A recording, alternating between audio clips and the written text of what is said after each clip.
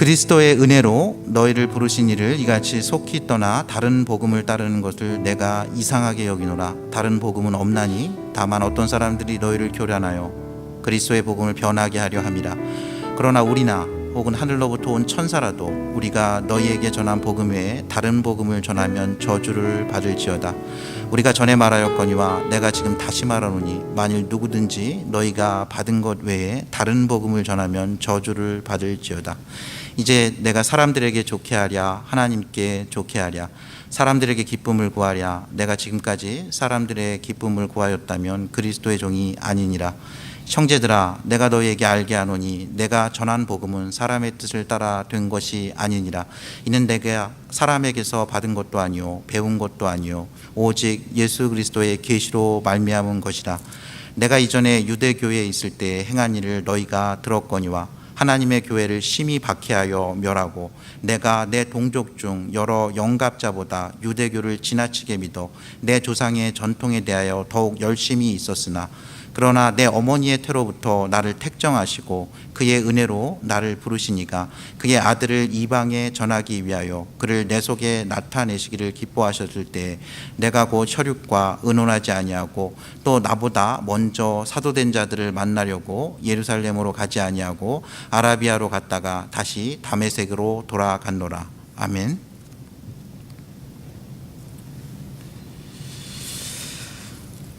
여러분들, 교회가 이 세상과 가장 다른 것이 무엇이라고 생각합니까? 세상에서 없는데 교회 안에만 있는 것이 무엇이라고 생각하시나요? 교회가 다른 사람을 위해서 가난한 사람들을 돕고 구제할 수 있습니다.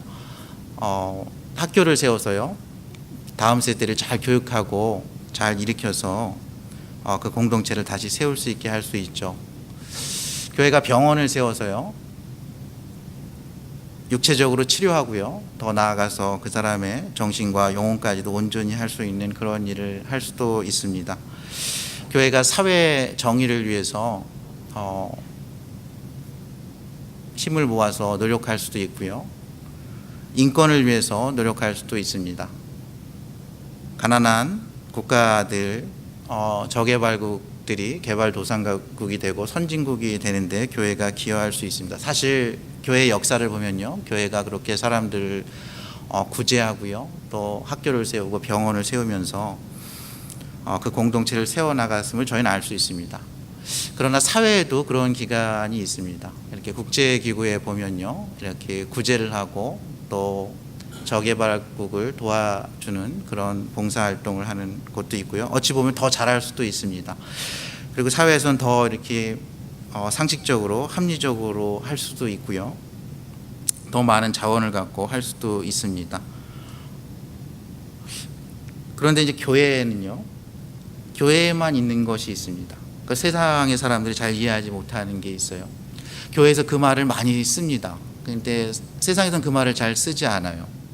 오늘 제가 설교 제목 오직 은혜로라고 정했습니다. 은혜가 세상에는 없는 단어입니다. 은혜라는 말이 그레이스라는 단어입니다.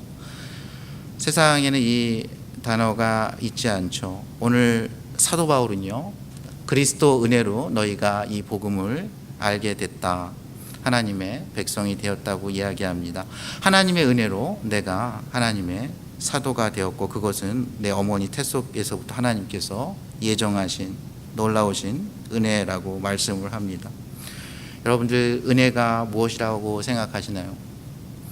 이 은혜를요, 정의한 정의 중에 저는 이것을 가장 이렇게 좋게 보는데요. 은혜는 아무 수혜자 입장에서, 받는 자 입장에서 받을 자격이 없는데 무조건적으로 일방적으로 베풀어 주신 무엇입니다. 그러니까 받는 사람 입장에서 그것을 받을 자격도 없고 어떠한 그런 뭔가 무엇인가가 없는데 무조건적으로 일방적으로 베풀어 주신 것이 은혜입니다. 이 은혜를 또 이렇게 긍정적으로 보면 그런데요, 약간 이렇게 부정적으로 보면은, 그러니까 부정적인 다른 측면으로 보면요, 긍휼이라는 말로 긍휼, 자비라는 말로 이렇게 표현할 수 있습니다. 이 mercy인데요, compassion인데요.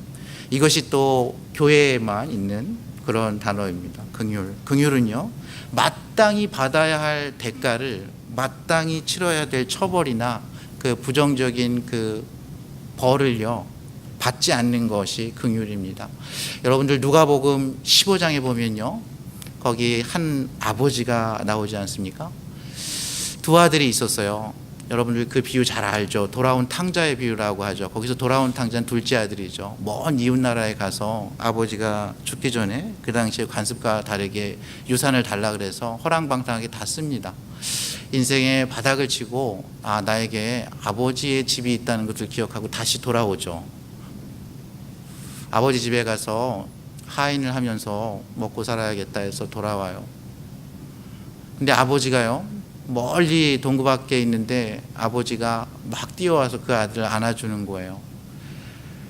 그리고 잔치를 벌입니다. 그 사람들, 그 동네 사람들, 당시 유대인 사람들이 보기에는 그건 놀라운 거예요. 그 사회 규범에 맞지 않는 거죠. 이 노인이 이렇게 막 맨발 바닥으로 뛰어가는 것도 맞지 않고요. 이렇게 아버지가 돌아가시기 전에 재산을 요구하는 이 무례한 아들, 그리고 그 아들을 맞이해서 야단을 치지 않고 그를 처벌하지 않고 마땅히 받아야 할 둘째 아들의 그 대가를 요구하지 않고 잔치를 벌이면서 다시 은장 반지를 끼워주고 새로운 옷을 주시면서 마치 아무 일도 없었다 하는 이것이 바로 하나님의 긍휼입니다. 그 이야기에 보면요, 첫째 아들이 있어요. 첫째 아들이 분노하죠. 첫째 아들이 이거는 옳지 않다, 페어하지 않다고 생각을 해요. 세상에서는 이렇게 공정을 추구하는데요, 그 아버지의 집에는요, 그 아버지가요 너무나 긍휼이 많으신 거예요. 그래서 둘째 아들이 마땅히 처벌을 받아야 되는데 그 처벌을 요구하지 않습니다. 이 아버지가 너무 은혜로워요. 그러면서 첫째 아들에게 이야기합니다. 아들아, 너는 항상 나와 함께 있지 않냐. 너는 태어날 때부터 나와 함께 있었다. 너는 아들이었다. 이 모든 것이 너의 것이다. 너가 이 모든 것을 당연하게 이것을 받아야 될 것이 아니었음을 기억하라고 이야기하고 있습니다. 하나님의 놀라운 은혜가 너는 우리 집의 첫째 아들이라는 거예요. 이 동생은 우리 집의 둘째 아들이라는 거예요. 너의 동생이라고 얘기합니다. 이 아버지가 놀라운 은혜를 첫째 아들에게 이야기하고 있어요. 너가 아들이 될 특별한 어떤 조건이 있었냐? 어떤 자격이 있었냐? 너가 태어나고 보니까 이 집안에 아들이었지 않냐? 이것이 하나님의 은혜입니다. 이건 동네 사람들이 보기엔요, 하인들의 눈에 보기엔 이건 언페어한 겁니다. 이건 공정하지 않아요. 자신에게 인생에서 주어진 걸 다 미리 받아서 호랑방탕하게 쓴 그에게는 두 번째 기회, 세컨 찬스를 주는 게 그들은 공정하지 않다고 생각했을 거예요. 그도 하인 중에 하나와 같이 되어야 된다고 생각했을 겁니다. 아들로부터 이미 누려야 할 것을 다 누렸다고 생각할 것입니다. 근데 그 아버지 집에는 그 둘째 아들을 향한 놀라운 긍휼이 있어요. 마치 그 아들이 마땅히 받아야 할 그 잘못으로 인한 그 대가가 치러지지도 않아야 될 것처럼 대하는 그 아버지로 인해서 그 아버지의 집은요, 긍휼의 집이 됐습니다. 그 아버지의 은혜가 얼마나 큰지 첫째 아들을 이렇게 초대하고 있어요. 애야, 너는 항상 나와 함께 있으니 이 모든 것이 너와 함께 있지 않냐? 이 잔치에 초대하지 않겠느냐? 저는 오늘 말씀을 준비하면서요, 교회는 세상이 줄 수 없는 것을 줄 수 있어야 됩니다. 근데 그것이요, 하나님의 은혜입니다. 그것이 하나님의 긍휼입니다. 저희가 하나님의 자녀가 된 거요, 하나님께 예배 드릴 수 있는 자가 된 것, 저희가 하나님께 은혜의 보좌 앞에 나아가 담대히 기도할 수 있는 것, 저희가 이 인생의 여정 끝을 다 지나서 우리가 그 영원한 하나님 나라에 초대받아 그곳에서 영원하고 풍성한 삶을 받을 수 있는 것, 저희에게 어떠한 자격이 있어서가 아닙니다. 저희에게 어떠한 노력이 있어서가 아니에요. 오늘 사도 바울은 이렇게 얘기합니다. 그러나 내 어머니의 태로부터 나를 택정하시고 그의 은혜로 나를 부르신 이가, 저희를 이 자리로 불러주신 이, 저희가 믿거나 말거나 인정하거나 인정하지 않거나 그 스스로 있는 자가 과거에도 있었고 오늘도 계시며 내일도 있을 그 분이, 과거에도 우리를 위해서 어떤 일을 행하셨고 지금도 우리 마음 가운데서 어떤 일을 행하시며 내일도 행하실 그 분이, 2000년 전에 골고다의 십자가의 보혈로 저희를 위해서 저희의 죄와 허물을 대속하시기 위해서 돌아가신 그 하나님께서 지금도 우리 마음 가운데서 우리를 새롭게 하시고 온전케 하시고 회복하시는 그 교통하시는 성령 하나님께서 우리를 그 영원한 하나님 아버지의 나라, 그 죽음도 없고 사망도 없고 애통하는 것이나 곡하는 것이나 어떤 아담의 범죄로 인해서 생긴 모든 죄의 결과로부터 우리를 자유케 하는 그곳으로 초대하실 그 하나님의 은혜가요, 사도 바울이 깨닫고 나서 보니까 나를 택정하시니, 나를 부르시니, 어제나 오늘이나 내일이나 영원토록 동일하신 그 하나님의 섭리 가운데, 그 경륜 가운데, 그 계획 가운데 있었음을 사도 바울이 오늘 계획하고 고백하고 있습니다. 그러나 너희가 어떻게 생각하든지 간에, 너희가 어떠한 다른 복음에 쫓아가든지 간에, 나의 과거가 어찌했던 간에, 그러나 내 어머니의 태로부터 나를 택정하시고 그의 은혜로 나를 부르신 이가 그의 아들을 이방에 전하기 위해 그를 내 속에 나타내시기를 기뻐하셨을 때 하나님께서 다메섹으로 가는 사도 바울을 만나십니다. 사도행전 9장에 나와 있죠. 큰 빛을 보죠. 사도 바울의 일상 가운데 하나님께서 나타나셨어요. 그가 그곳에 빛을 봅니다. 이전에 못 보던 거예요. 마치 모세가 호렙산 타는 떨기나무가 꺼지지 않고 불타고 있는 것을 본 거나 같은 거예요. 이전에 못 보던 거예요. 저건 꺼져야 하는데. 사도 바울이 그걸 봅니다. 그 빛에 그가 눈이 멀죠. 사흘 동안 식음을 전폐합니다. 아무것도 마시지도 못하고 먹지도 못했다고 성경은 기록해요. 하나님께서 그 사도 바울을 만나 주시고요, 그를 새롭게 하십니다. 그리고 그를 부르셔요. 그리고 이방인의 문화에, 이방인의 언어에 능통한 그 사도 바울을요, 열방을 위한 사도로 부르시는 그런 장면이 있습니다. 사도 바울은 이때 혈육과 의논하지 않았다 그랬어요. 오늘 말씀에 보면 그 혈육과 의논하지도 아니하고, 또 나보다 먼저 사도된 자들 만나려고 예루살렘에 가지 아니하고 아라비아로 갔다가 다시 다메섹으로 돌아갔다고 이렇게 기록을 하고 있습니다. 사도 바울은 이 하나님의 은혜를 받고요, 이 그리스도 예수, 부활하신 예수 그리스도를 다시 만나고요, 자신에게 사명이 주어졌을 때 혈육과 의논하지 않았대요. 그의 스승과 의논하지 않았다는 얘기입니다. 그의 부모님과 형제 자매들과 의논하지 않았대요. 그리고 당시에 기라성과 같은 예루살렘 성에 사도들이 있었습니다.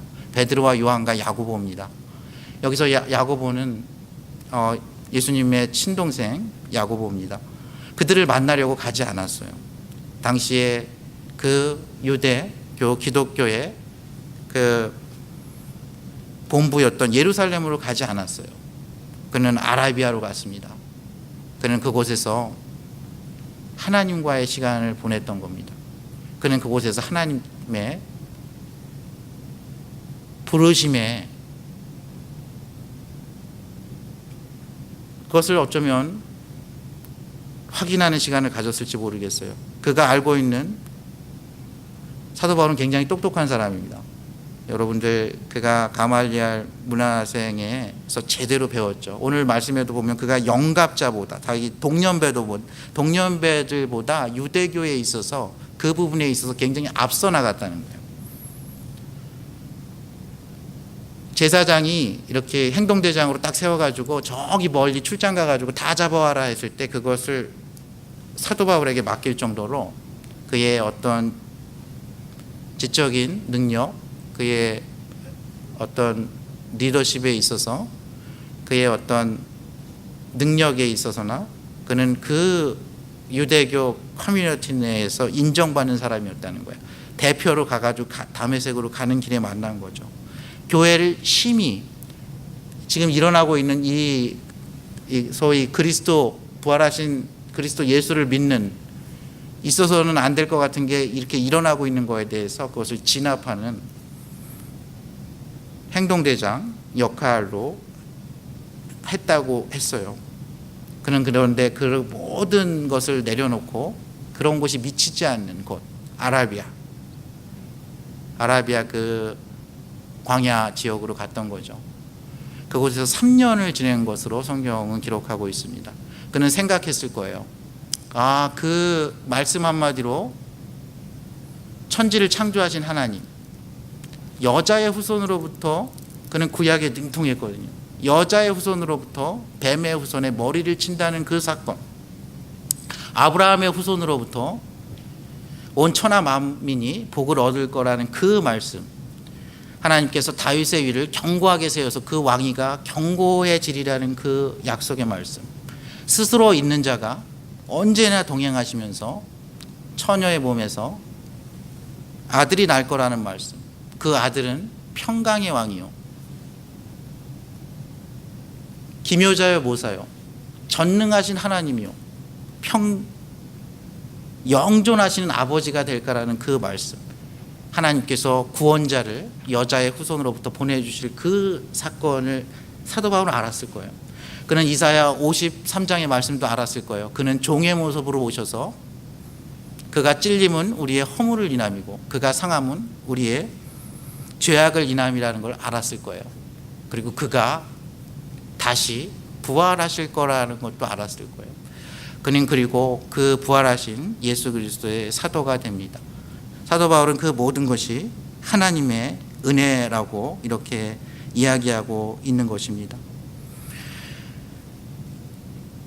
복음은 이 유대인들에게요, 이방인들에게, 이 복음을 받아들인 자들에게 새로운 삶의 방식을 소개해 줬어요.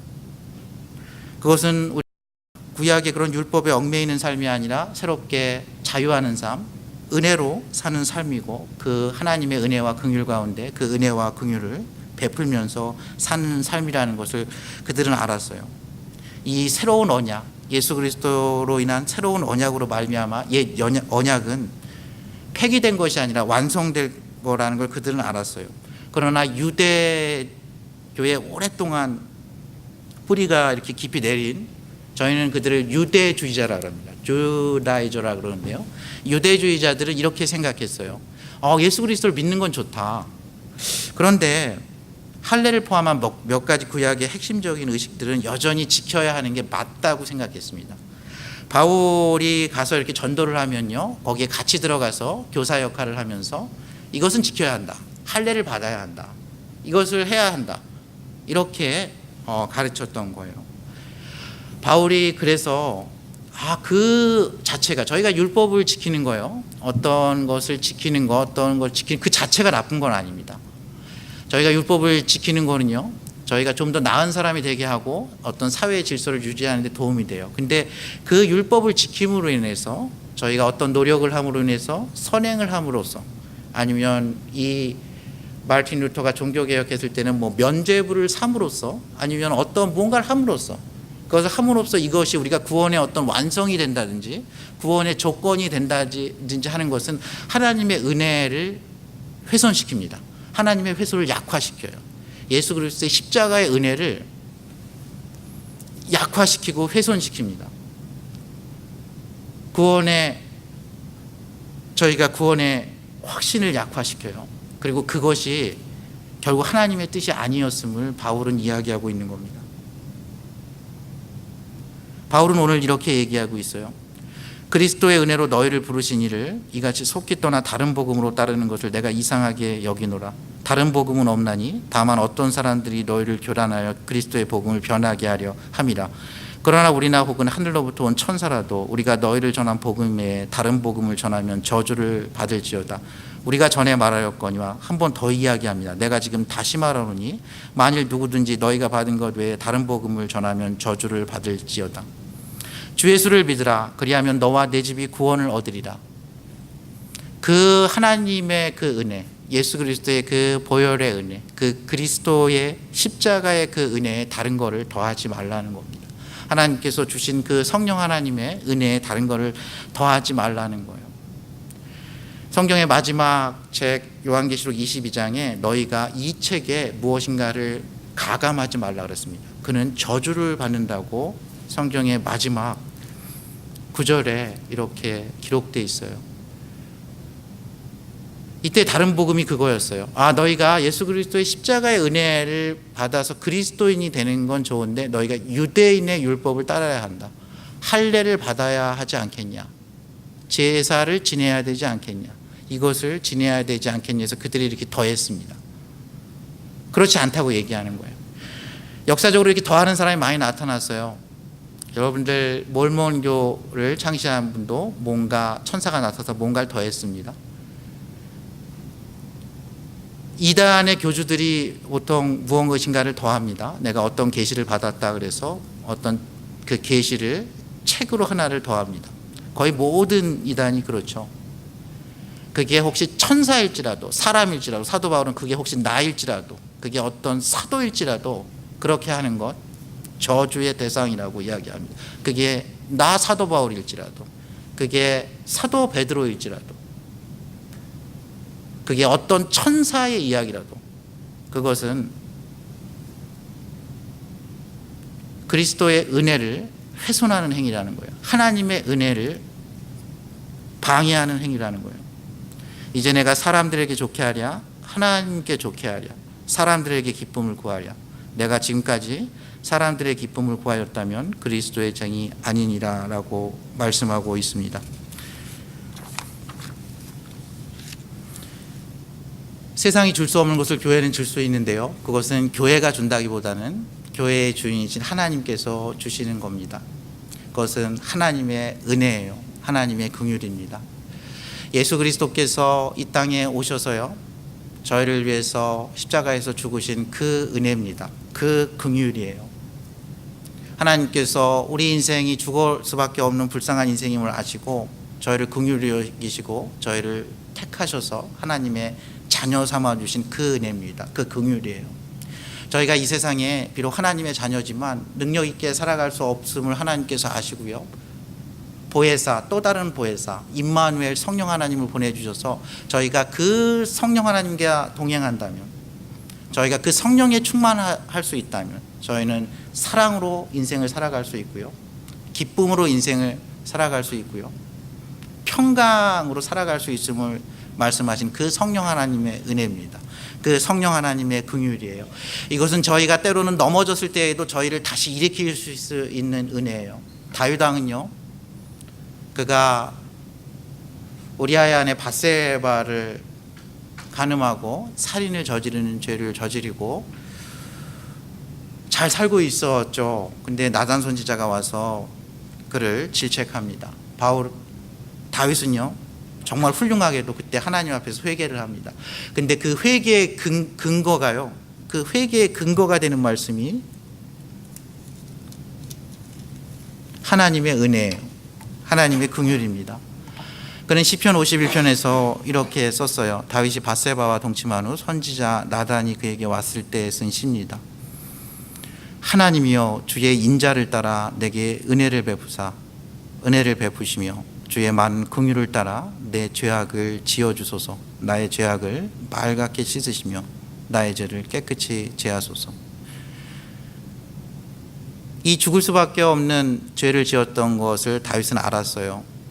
근데 그가 하나님께 기도하는 근거가 주님의 많은 긍휼입니다. 마땅히 받아야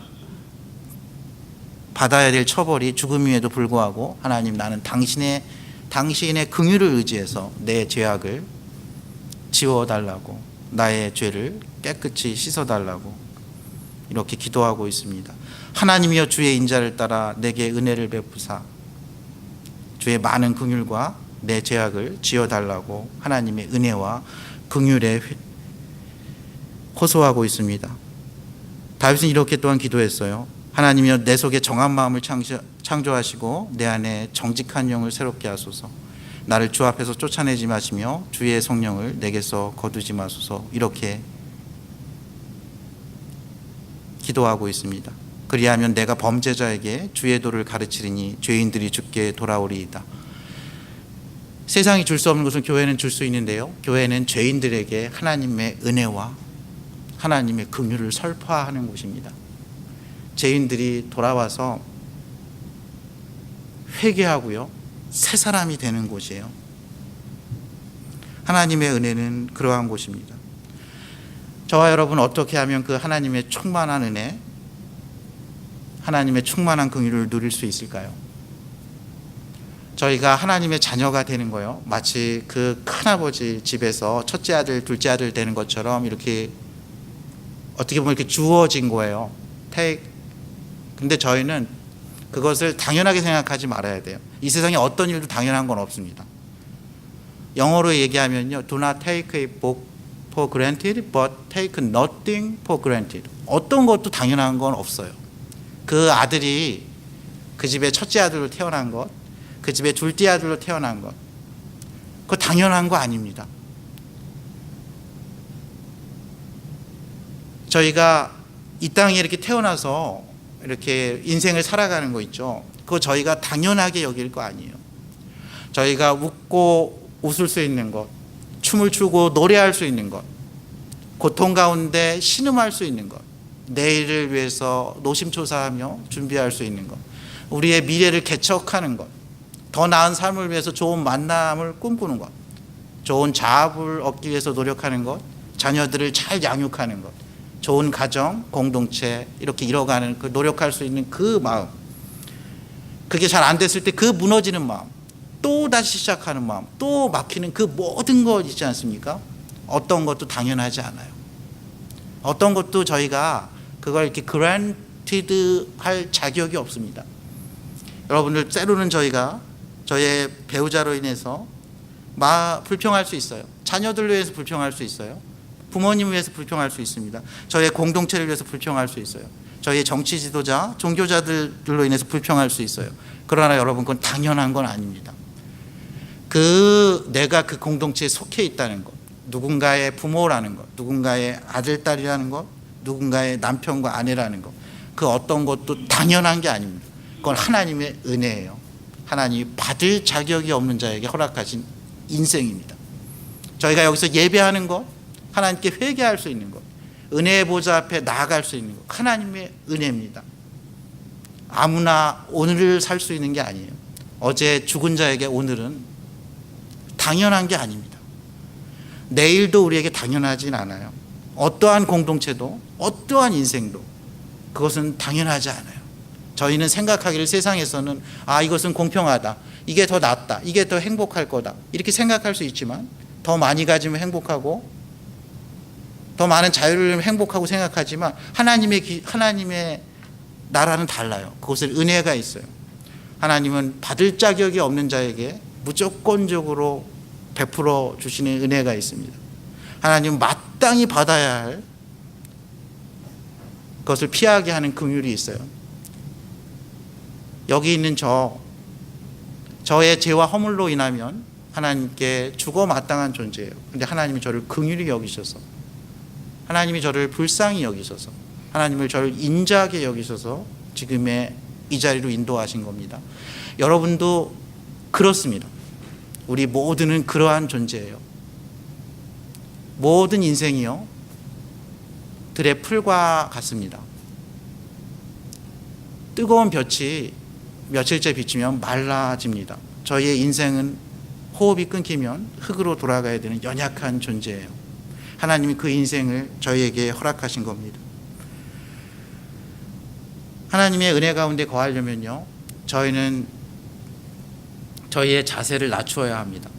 하나님은 창조주시요, 저희는 피조물임을 알아야 합니다. 하나님은 거룩하시니요, 저희는 죄인임을 알아야 돼요. 하나님은 어제나 오늘이나 내일이나 영원토록 동일하신 분이지만, 저희는 어제 다르고 오늘 다르고 내일을 알 수 없는 연약하고 유한한 인간임을 인정해야 합니다. 사도 베드로는 그의 편지 베드로전서 5장에서 이렇게 얘기했어요. 하나님께서는 교만한 자를 대적하시고 겸손한 자에게는 은혜를 베푸신다고 하셨습니다. 그러므로 하나님의 능하신 손 아래서 겸손하라, 때가 되면 너희를 높이시라고 말씀했습니다. 겸손은 하나님의 은혜가 늘 은혜가 되게 하는 비결입니다. 여러분들이 삶에 어떠한 처소에 있든지 여러분을 낮춰야 합니다. 특별히 높은 곳에 있을 때 낮춰야 돼요. 그리고 낮은 곳에 있을 때도 여러분 겸손해요. 여기서 겸손이라는 거는요, 하나님의 능하신 손 아래에 있다는 거예요. 내가 비록 뭔가 결핍되고 어려운 삶을 살지라도 여전히 나는 하나님의 손 가운데 있다는 거예요. 나의 내일이 하나님의 손 가운데 있다는 겁니다. 내가 아무리 높은 곳에 있더라도 나의 내일은 하나님의 손에 달려 있다는 거고요. 내가 아무리 낮은 곳에 있더라도 나의 하나님은 나를 붙드신다는 거예요. 성경의 모든 은혜를 받은 사람이 이걸 깨달았어요. 한나의 기도에 그게 있습니다. 하나님은 왕을 하루아침에 폐하시는 분이다. 하나님은 낮은 자를 높이시는 분이다. 그것이 하나님의 은혜를 계속 은혜되게 하는 비결이에요. 여러분이 삶의 어떠한 여정 가운데 있든지 하나님의 능하신 손 아래서 겸손해야 합니다. Humble yourself under the mighty hand of God. And then He will exalt you at the proper time. At the proper time. 하나님의 타임이 있어요. 그때까지 여러분들은 기다려야 합니다. 준비해야 돼요. 기도해야 합니다. 하나님의 때를 기다려야 돼요. 그것이 겸손입니다. 하나님의 은혜 가운데 저희가 계속 거하려면요, 저희는 은혜의 보좌 앞에 담대히 나아가야 해요. 하나님께서 은혜를 베풀어 주시는 보좌를 열어두셨어요. 한문으로 시은 자라 그럽니다. 은혜를 베푸는 자리예요. mercy seat이에요. mercy seat. 은혜의 왕자입니다. The throne of grace예요. 커뮤니케이터입니다. 디커뮤니케이터. 하나님과 내가 소통하는 곳이에요. 그곳에서는 하나님이 우리의 모든 간구, 모든 눈물, 모든 소원, 모든 좌절 다 아십니다. 다 아세요. 하나님께서. 예수 그리스도의 보혈로 하나님께서 그 은혜의 보좌를 열어주셨어요. 히브리서 기자는 그렇게 이야기하고 있습니다. 그러므로 우리는 긍휼하심을 받고 때를 따라 돕는 은혜를 얻기 위하여 은혜의 보좌 앞에 담대히 나아갈 것입니다. 인생의 모든 때든지 저희는 하나님의 도우심이 필요합니다. 어느 때든지 필요해요. 그래서 하나님께서 모든 시간에 저에게 은혜의 보좌를 열어두셨어요. 저희가 예수 그리스도의 보혈을 의지해서 그 자리에 나아가는 순간 하나님께서 내가 여기 있다 말씀하시고 그 기도를 들어주세요. 그 눈물을 세십니다. 무너진 마음을 다시 세워주세요. 때를 따라 우리를 도와주세요. 그렇게 인도하십니다. 세상이 정말 이렇게 과학이 발달하고요, 정말 그 좋은 세상이 됐습니다. 막 요리가들은 계속 맛있는 음식을 연구하고요, 좋은 커뮤니케이션 전문가들은 좋은 이야기들을 많이 전파하고 있어요. 인류의 과학 기술이 저희의 인간의 수명을 연장하고 있습니다. 정말 좋은 집, 좋은 차, 저희가 보고 누리고 추구해야 될 게 정말 많은 세상이 되었습니다. 그러나 세상이 줄 수 없는 게 있어요. 그것은 하나님의 은혜입니다. 세상은 하나님의 은혜를 알지도 못하고 알고 싶지도 않고 알 수 없습니다. 세상은 하나님의 긍휼에 그 풍성함을 베풀 수 없습니다. 저와 여러분이요, 앞으로 인생길을 살아가면서 먼저 하나님의 은혜의 보좌 앞에 나아가길 원해요. 하나님의 은혜를 알아야 하나님의 은혜를 베풀 수 있습니다. 하나님의 긍휼을 맛본 자만이 하나님의 긍휼을 베풀 수 있어요. 10,000달란트를 용서받은 사람만이 1달란트를 탕감해 줄 수 있는 것입니다. 하나님의 사랑을 충만하게 받은 자만이 사랑을 베풀 수가 있어요. 저희가 다음 세대를 인도하기 전에 저희는 먼저 하나님의 사랑으로, 하나님의 말씀으로 충만하게 인도함을 받아야 합니다. 저와 여러분의 삶이 하나님의 사랑, 하나님의 은혜, 하나님의 그 충만한 인생 되시기를 주님의 이름으로 축원합니다. 함께 기도하시겠습니다.